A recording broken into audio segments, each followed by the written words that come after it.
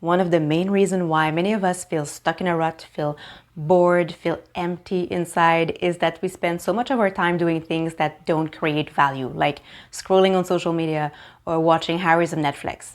Or even when we do create value in some ways, if there's no purpose attached to it, then we can also begin to feel empty. To get out of that rut and to feel inspired and enthusiastic again, we need to start doing things that do create meaning and connect us to a purpose that we choose. So in this video, I'll share 5 daily actions that will create more meaning in your life starting today. I just finished a meaning and purpose practitioner training based on research in positive psychology, and what I'll share with you in this video is based on that research. And I'll also give you a free daily journal that you can use to implement the ideas that we'll cover in this video. And it's because I think a journal is very helpful to do something consistently. So I'll put the link to the journal in the description below. One of the core aspects of a meaningful life based on research is feeling a sense of coherence. And one way to have this sense of coherence is to be clear on our values, like what matters most to us, and to do something or to honor our values every day. I'll put a few questions in the description below that you can use as maybe journaling prompts or just questions for reflection to help you identify your values. And another tool that I want to mention in this video is the VIA Character Strength Survey. It's free, it's online, and I'll put the link in the description as well. I've mentioned this tool often, and it's because it's a very good tool. So when you take the assessment, it's going to give you a breakdown of your character strength. And those strengths are also values. The VIA survey stands for Values in Action. There are 24 strengths or values in total. So what you can do is maybe note down your top 6 and then do something every day if you can to honor or cultivate at least 3 of your top values. For example, one of my top values or character strength is love of learning. So I could do something during the day to learn something about a topic that interests me by listening to a podcast or watching a video or reading a book. Another of my top values is spirituality. So I could also do something to focus on my spiritual life, like meditating or maybe reading a few pages of a spiritual book. So the idea is to do something to nurture 3 of your top values every day. Another way to have more meaning is to create purposeful work. Viktor Frankl, the man who survived concentration camps and wrote the famous book Man's Search for Meaning, he said that one of the main sources of meaning in life is purposeful work or creating something of value. I call this doing our life's work, and it's the combination or the intersection between using our natural strength and doing something we enjoy and that aligns with our values and that makes a positive difference in the lives of other people. If you want to go deeper on this topic, I made a video about exactly how to find your calling and create your life's work. So I'm going to link it somewhere on the screen and also in the description below. So to have more meaning in life, we can do something to create our life's work. For example, for me, it could be one day thinking of ideas for a video. Another day it could be filming a video. Another day it could be sending a newsletter or learning about something that will help me create that content. The idea is to dedicate some time, like some days it might be 5 minutes or 10 minutes and other days maybe more, but just some time every day if possible to create something of value. The next thing is very important, and it's to connect with people.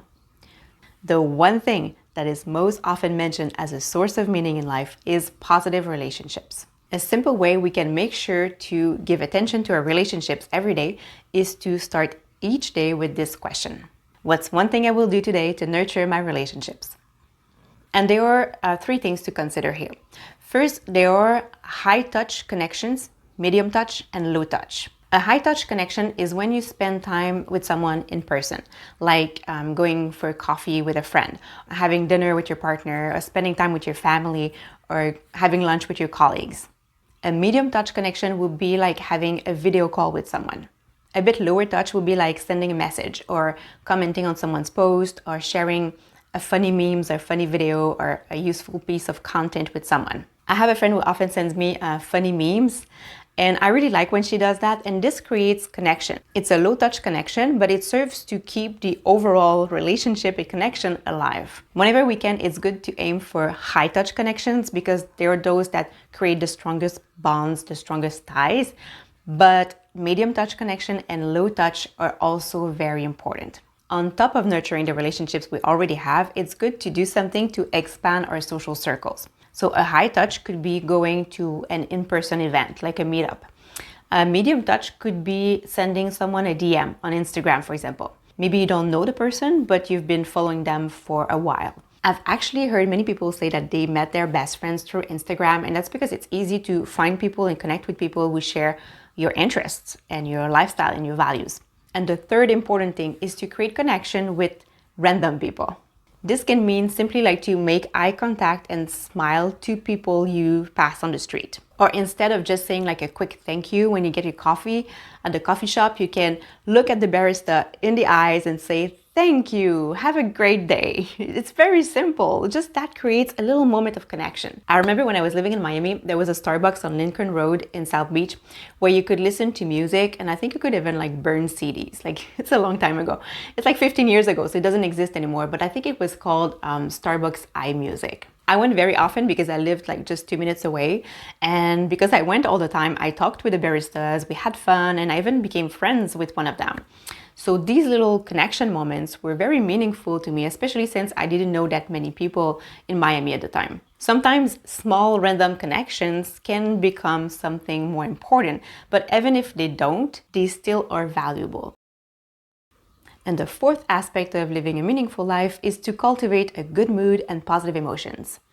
I was actually quite surprised to learn that good mood and positive emotions create meaning in life. I thought it was more like the opposite. Viktor Frankl said that happiness is a byproduct of meaning. But the research said, I'm going to read it, a short quote, the strongest predictor of a day being considered meaningful is the amount of positive mood experienced that day. In a way, it makes sense because it's true that when we feel like shit, we don't feel like connecting with people, and we maybe don't feel like working on a passion project or anything like that. So it makes sense that feeling good, having positive emotions, can create more meaning. And the good news is that it's actually quite easy to boost our moods. So I'm going to share two methods, two ways based on positive psychology. The first method is to create and keep a list of simple joys. A small joy is something that's easy to do. For example, a big joy would be like, I like to travel to tropical destinations, but I'm not gonna do that every day. A medium joy would be like my neighbor, she likes to go to the attraction park in Montreal called La Ronde. She goes a few times every summer. That would be like a medium joy. Or like going to the movies could also be a medium joy. But a small joy is even easier to do, it's even more accessible. For example, my coffee in the morning is something very simple that makes me very happy. I have a whole process. I love my coffee. Like, I make my own almond milk. In the summer, I make like iced lattes, and I sweeten it with fresh dates. It takes 15 minutes to make, but it's really, really good. And when I spend winters in Mexico, where I might not have a good blender and I cannot find like fresh dates, I can't make my special coffee, and I do miss it. Another simple joy of mine is reading in the morning. So I wake up super early, like 5:30, not because I enjoy it, but because I like to have 2 to 3 hours to myself in the morning. And I read. I read for 1.5 hours, 2 hours. And that's a very good way to start the day, I think, for me. And a last simple joy I'll mention is walking in nature. Or walking where there are like lots of trees. I love like hearing birds and crickets. Oh my God, I love the sound of crickets so much. So those are very simple things that I can do almost every day or anytime I feel like it. They are like what we call simple joys. So the idea here is to create your list of simple joys and just do as many as you can every day. And the second thing we can do to boost mood, you know what I'm gonna say, but I'll share two methods to go about it. So it's gratitude, but I'll share two methods. One method I like to do is to just write in a journal like 5 things I'm grateful for. I usually do it in the morning, but I also take the time to think in my mind, or sometimes I write it, but sometimes I just think about it, like why I'm grateful for each thing. And that makes the practice a little less mechanical, and I can feel the gratitude more. A second thing I like to do, not every day, but some nights, is when I go to bed at night, when I close my eyes, I like to think of the day. Like, I kind of scan the day from the moment I woke up in the morning to the present moment. And then I think of all the little things that made me happy that day. And I just feel grateful for each thing. When I do that, I feel like I sleep better. I also wake up happier in the morning. I think Abraham Hicks would call this falling asleep in the vortex. Again, I'll put the link to the free journal I mentioned earlier in the description below if you want to use it to implement the ideas I shared in this video. I think it'll be just easier to be consistent, and you can share your thoughts and your questions in the comments below. Thank you very much for watching. I wish you a wonderful day, and I'll see you next time.